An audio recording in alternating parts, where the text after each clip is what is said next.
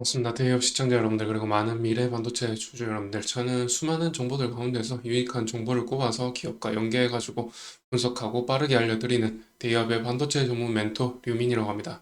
저희는 그날 최신 자료를 가지고 미시든지 거시적인 이슈든지 이런 것들 하나하나 알려드리기 때문에 좋은 소식만 알려드릴 때도 있고 또 안 좋은 소식만 전해드릴 때도 있다는 점 이해해 주시길 바라면서, 그럼 영상을 시작해 볼 건데요. 영상을 보시기 전에 구독부터 하시면 좋겠죠.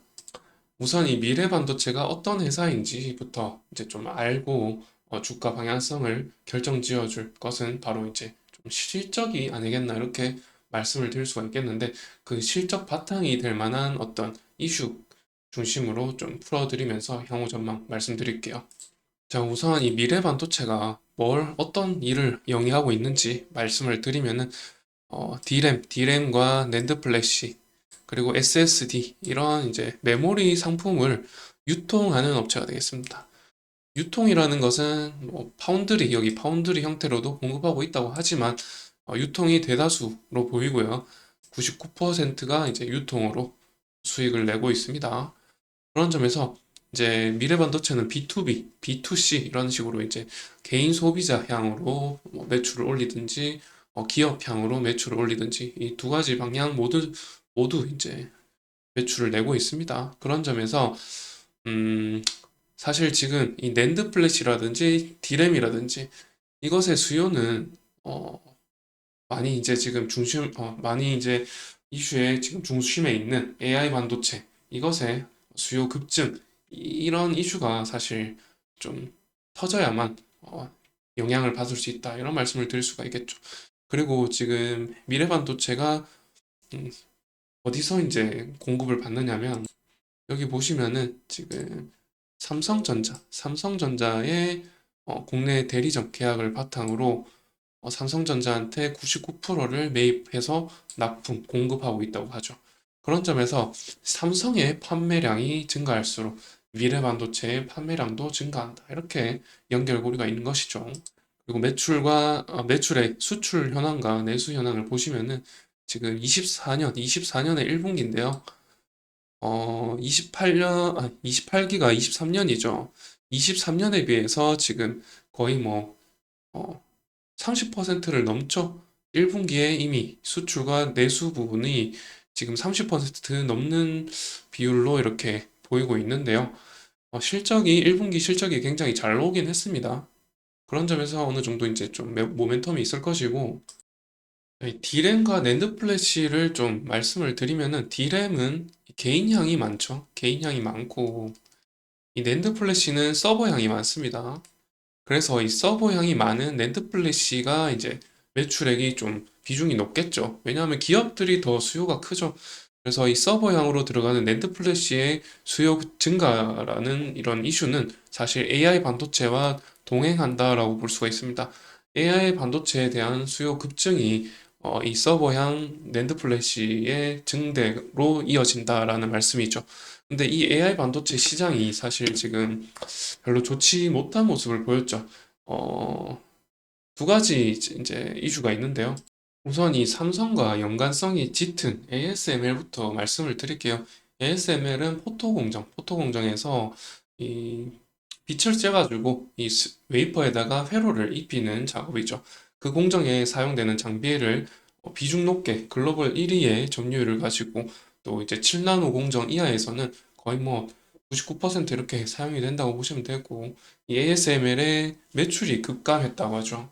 AI 반도체 관련해서 이 포토 공정에서는 사실 이 ASML의 이 장비가 필수인데, 이 ASML의 매출이 급감했다라는 것은 사실 이 IDM 업체의 수요가 좀 줄었다, 이렇게 볼 수가 있는 거죠. 그런데 그 중에서 이제 삼성이라든지 SK 하이닉스, 이런 이제 업체들이 이 ASML의 수요를 좀 줄였다라고 이제 유추해 볼 수가 있다는 건데, 지금 ASML의 매출이 1분기에도 줄고 2분기에도 주문도 좀 약세라고 하죠. 자세히 보시면은 1분기에 매출이 26.9% 감소를 했습니다. 당기순이익도 40% 감소를 했는데 2분기에도 이 수요를 회복하기 어려울 전망이라고 하죠. 23년도 이 동기에 대비해서도 어, 굉장히 좋지 못한 모습을 보여줬는데, 잠시만요. 자, 이 전년 동기 대비해서 수익이 21% 이렇게 감소했다고 하죠. 이렇다는 것은 지금 23년도에 업황이 굉장히 좋지 못했는데 그보다도 더 이제 실적이 안 좋다라는 것은 24년도 들어서 AI 반도체 시장에 대한 IDM 업체들의 수요에 대한 어떤 회의감 이런 것들이 있었지 않나 이렇게 유추해 볼 수가 있는 거죠. 그런데 그와 반대로 지금 TSMC가 사상 최대 4월 매출 중에서는 뭐 거의 두 번째로 꼽히는 매출을 달성을 했다고 합니다. 이렇다는 것은 사실 ASMR과는 좀 정반대가 되는 기록이 되겠는데, 이렇다 보니까 이렇게 지금 TSMC의 실적이 작년 동기 대비 60% 이렇게 나오다 보니까 AI 수요가 조금 이상한데 ASML이랑 좀 다르네. 수요가 좀 있나? 더 증가하나? 이런 이제 분위기를 풍기는 거죠. 그런데 이제 한 가지 간과해서는 안 될 부분이 TSMC는 엔비디아와 SK 하이닉스와 동맹이죠. 반도체 동맹으로서 사실 삼성과 좀 척을 지고 있는 그런 이제 관계를 보이고 있는데 그렇다 보니까 삼성과는 좀 별개로 삼성 소부장과 삼성은 사실 주가에 좋은 영향을 끼치지 않는 오히려 악재로 작용하는 이런 이슈가 되겠는데요. 그렇다 보니까 지금 삼성 소부장 업체들 전부 다 지금 주가가 횡보하든지 음봉을 보이면서 하향 돌파하든지 뭐 지지선을 하향 돌파하는 이런 모습을 보여주고 있습니다. 그래서 이제 글로벌적인 반도체 지수는 사실 이게 이제 제가 영상마다 자주 보여드리는 글로벌 반도체 지수죠. 나스닥에 상장이 되어 있고 지금 여기서부터 이제 피크아웃 되면서 조정을 보여줬었죠. 그리고 여기에 이란과 이스라엘 전쟁이 터졌었고 급락했다가 다시 이제 좀 오름세로 이렇게 전환을 하는 모습인데 이날 지금 금요일이거든요. 금요일에 이렇게 갭 상승이 나왔죠. 갭 상승이 나온 이유가 TSMC의 실적이 나오기 전에는 좀 횡보를 하다가 TSMC 실적이 어닝 서프라이즈가 나오면서 엔비디아의 어떤 실적도 잘 나올 것이다. 이런 이제 글로벌적인 인식이 깔리면서 어느 정도 이제 움직임을 위쪽으로 보여주고 있죠. 그런데 지금 삼성은 약간 반대로 하고 있습니다. 이 삼성전자의 실적도 사실 좀 어닝 서프라이즈를 보여줬었거든요. 그런데도 이렇게 음봉을 그리면서 내려가고 있죠. 그와 대비적으로 하이닉스 주식을 보시면요. 하이닉스는 지금 양봉을 그리면서 올라가고 있죠. 이렇게 대비적인 모습을 보여주면서 이제 차트로 이제 미래 반도체 차트로 말씀을 드릴게요. 삼성전자와 비슷한 흐름으로 이렇게 음봉을 그리고 있는데 이제 더 심하죠. 이 미래 반도체 주식을 보시면은 지금 여기 초록색 선이 장기 이평선인데 여기를 돌파하는 듯 했으나 하락하면서 이렇게 이평선 하향 돌파하면서 구름대도 하향 돌파하면서 이렇게 계속 하락세를 벗어나지 못하고 있습니다. 그렇다 보니까 지금 여기서 길게 행보를 했잖아요. 그렇다 보니까 여기 매물대도 많이 쌓여 있고요. 어, 아까 보셨다시피 이거 지금 미래반도체 분기 실적 보고서 1분기 분기 실적 보고서는 잘 나왔거든요. 잘 나왔는데 지금 업황이라든지 여러 가지 이제 삼성전자의 실적이 어닝 서프라이즈 나왔고 미래반도체도 잘 나왔지만 지금 대비적으로 SK 하이닉스라든지 TSMC, 엔비디아의 어떤 점유율 증대 전망 이런 것들 때문에 사실 악재로 작용하는 거죠. 그런 것들이 사실 엔비디아의 그 AI 반도체 최근에 삼성전자가 출시한 마하원이라는 이 AI 반도체 있잖아요.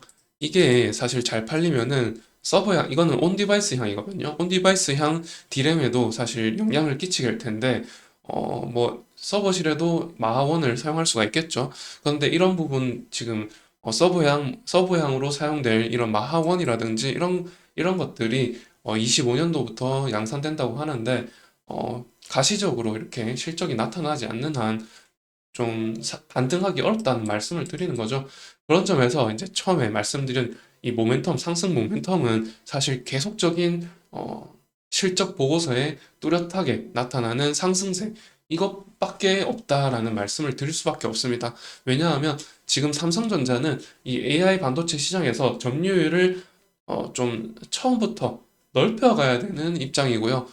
기존에 박힌 돌이라고 해야 될까요? 박힌 돌이 있잖아요. 엔비디아 엔비디아, SK 하이닉스, TSMC 이 3자 구도가 이미 박힌 돌이기 때문에 그 박힌 돌을 빼내기가 쉽지 않다라는 말씀을 드리는 거죠. 그런 점에서 이 또렷한 실적 성장이 나타나야만 이 반등 요소가 생긴다. 반등 모멘텀이 생겨서 이 매물대를 뚫고 상승할 수 있다. 이런 말씀을 드리면서 정리할게요. 그럼 영상 여기서 마치도록 하고 영상이 좋으셨다면 좋아요와 구독 부탁드리면서 마치겠습니다. 감사합니다.